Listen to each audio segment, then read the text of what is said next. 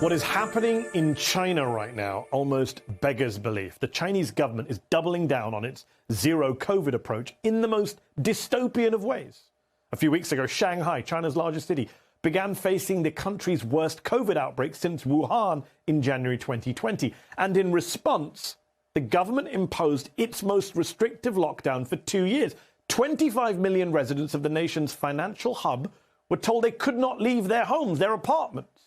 Government food deliveries have been left at checkpoints to make sure residents have no contact with anyone else. In one video shared on Twitter, you can hear people screaming from their apartments after 7 days of the lockdown. Screaming.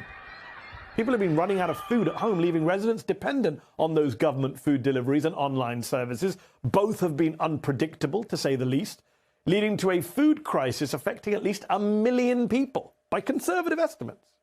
What's even more awful about this situation is that the severity of this zero COVID lockdown hasn't led to zero COVID. Shanghai reported more than 25,000 new cases just yesterday. A large part of this has to do with the country's vaccination rates, even though Beijing says around 90% of people in China have received 2 doses of a COVID-19 vaccine. More than half still haven't received the booster shot. And among the elderly, only around half of people over 80 have received the first 2 doses. Less than a fifth have had the booster, while its domestically produced vaccine is seen as weaker than the mRNA vaccines. You just can't get to zero COVID now, especially when you've got a population like the Chinese population that isn't fully protected from new variants like the BA2. I hate to say it, but it's an impossible goal in 2022.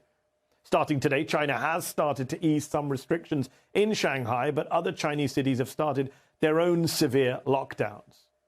When you look at what's happening in China, it puts our own debate in America over lockdowns in some perspective. The US never had a national lockdown and never implemented the kind of stringent measures that even other Western countries did. France had permission forms for people who wanted to leave their homes. Australia banned interstate travel. The UK had on-the-spot fines for people found outside of their homes. We didn't do any of that.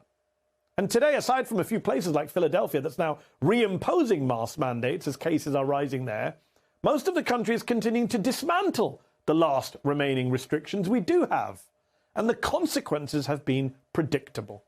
The New York City mayor, Eric Adams, attended a gathering of top political and media figures at the annual and maskless Gridiron Dinner in Washington, D.C. on April 2nd. That, surprise, surprise, became a super spreader event, infecting dozens of people who attended. Now, we can't know for sure that's where Adams became infected with COVID, but he did attend other events after that super spreader dinner, including just 5 days later going to a film festival centered around people with disabilities. Again, without a mask, there he is with an unmasked Robert De Niro. He potentially exposed hundreds of vulnerable people with disabilities to COVID. Ridiculously and shamefully reckless behavior. Remember, this is the mayor of a city that's now seeing another rise in COVID cases, despite Adams himself saying just 3 months ago that he had a unique, bold plan for beating the coronavirus. Has swagger, the city has swagger. We've allowed people to beat us down so much that all we did was wallow in COVID. This is a city of swagger. This is a city of resiliency. And all of these messages out there of what is going to happen, we're going to survive. Where's that swagger now, Mr. Mayor?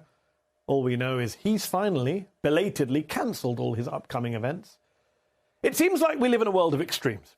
One where we have repressive zero COVID policies on the one hand that have led to hunger and desperation without reducing COVID case numbers in places like Shanghai. And on the other side, you've got no masks, no restrictions, reckless behavior, and case numbers going up again in places like New York. 2 years of this crisis should have taught us that there is a way forward that doesn't require starving or endangering people en masse. You advise or ideally mandate people to wear masks indoors, especially in crowded places. You advise or ideally mandate people to get both vaccinated and boosted. You provide free tests to people, and you provide extra protections to vulnerable communities. That's how you stop the spread. This isn't rocket science. It's just science.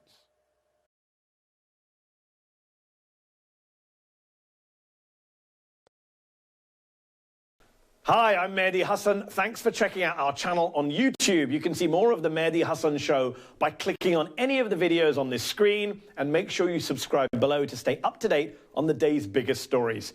Thank you for watching.